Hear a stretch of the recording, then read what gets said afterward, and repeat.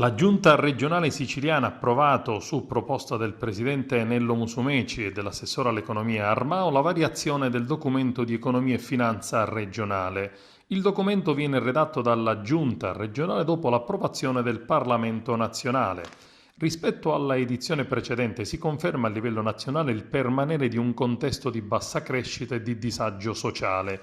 L'indebolimento dell'economia nazionale e mondiale produce effetti negativi anche sulla crescita economica della Sicilia, che vede peggiorare le stime e le previsioni elaborate a luglio nel documento precedente.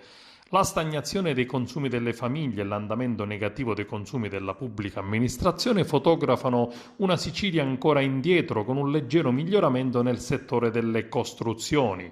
I dati del rapporto Svimez con la riduzione degli investimenti nel sud provocano un ulteriore divario economico e sociale sulle economie del Mezzogiorno. La nota di variazione individua, dichiara l'assessore Armao, i settori sui quali rafforzare l'impegno amministrativo e politico, come ad esempio le ZES, le zone economiche speciali, o il Fondo Sicilia e Garanzia per il Credito, o la semplificazione e la razionalizzazione amministrativa, ed in ultimo i settori dei beni culturali, territorio ed ambiente.